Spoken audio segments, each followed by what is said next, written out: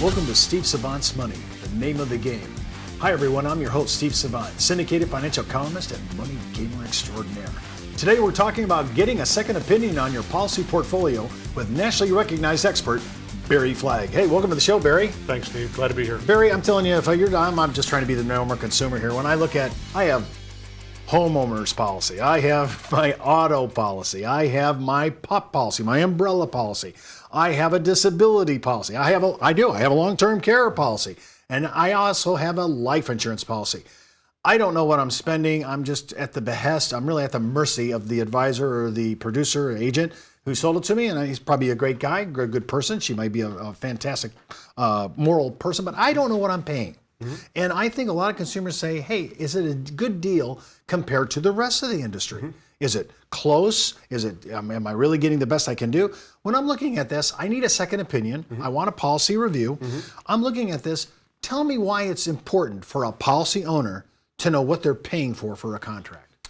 Well, you mentioned a number of different types of coverage where the premium is equal to the cost. Long-term care, disability, homeowners, umbrella.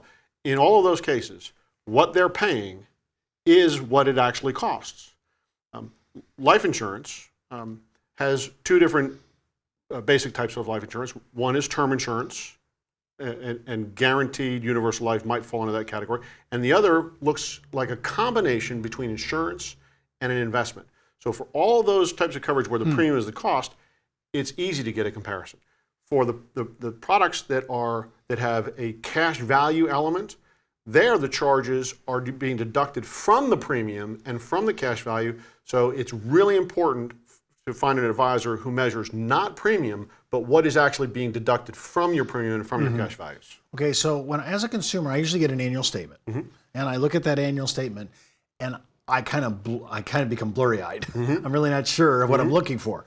When I get my annual statement, what is that basically going to tell me as a consumer?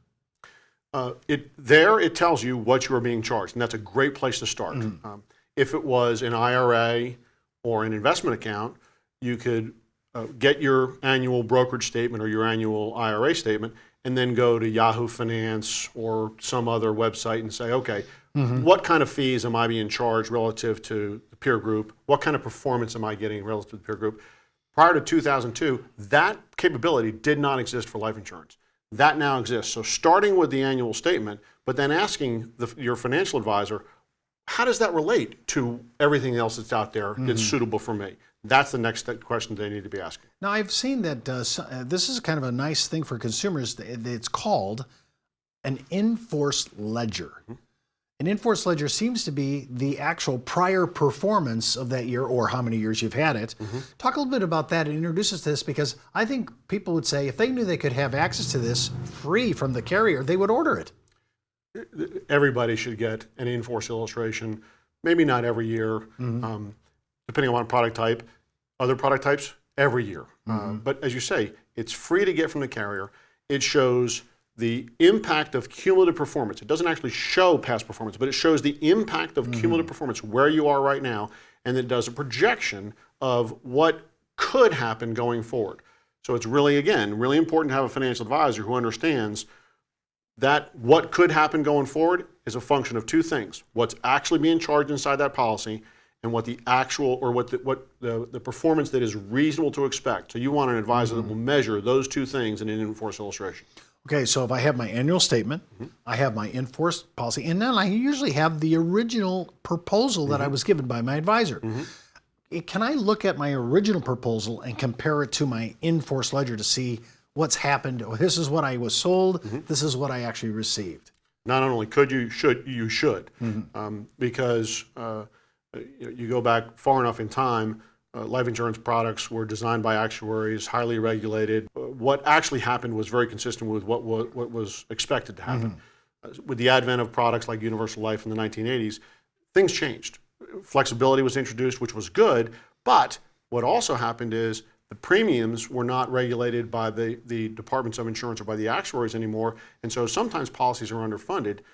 Too often, policies have been underfunded. So it's very important to get that original illustration to see what was supposed to happen, and then the in-force illustration to see where am I now on my track, because the policyholder is at risk for being off track.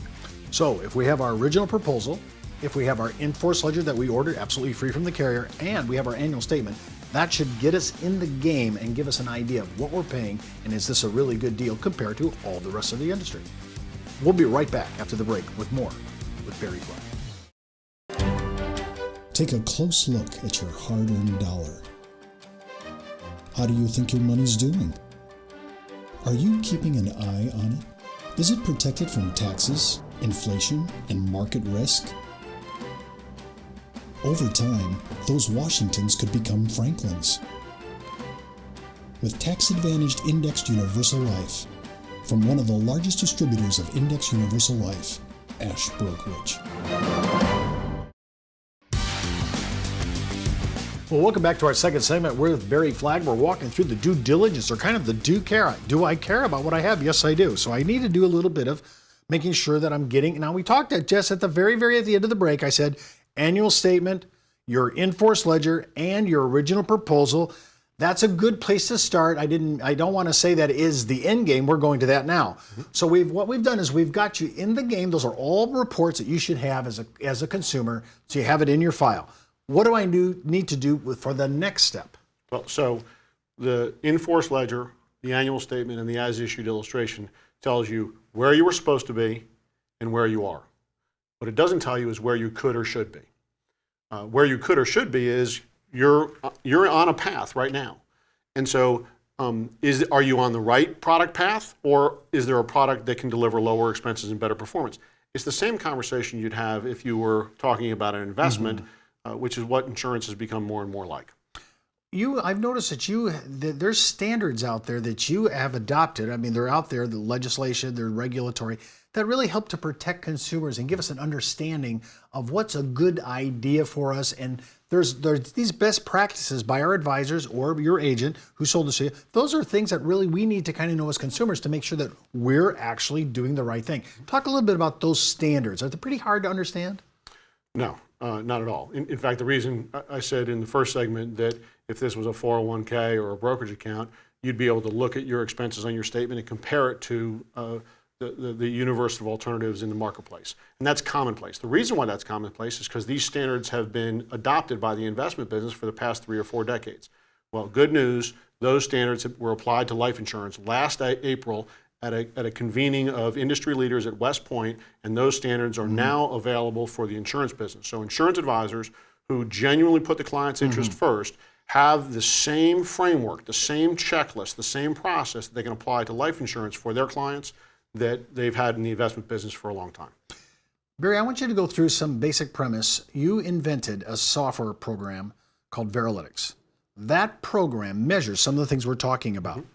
But I want you to make sure that we understand as consumers, why is it important to know expenses are on one side and the performance of my policies on the other side? And I really want to weigh them separately.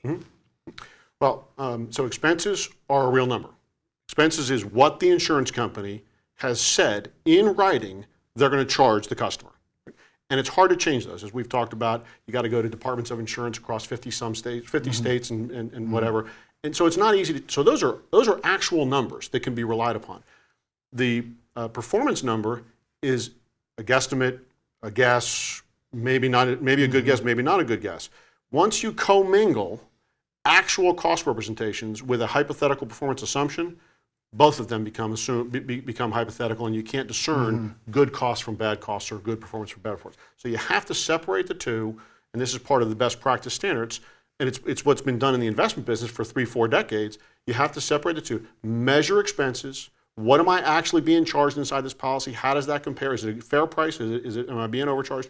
And what is my performance expectation, and is that reasonable? Now, on your expense side, we're comparing that to the industry at large. Correct. So we're going to find out, are we in the top quartile or are we at the bottom? We're going to find out if we're getting a good deal. Correct. Because the performance could happen, not happen. It's futuristic. Correct. But the expense loads, I need to know, kind of quantify, hey, am I paying too much? How do I know?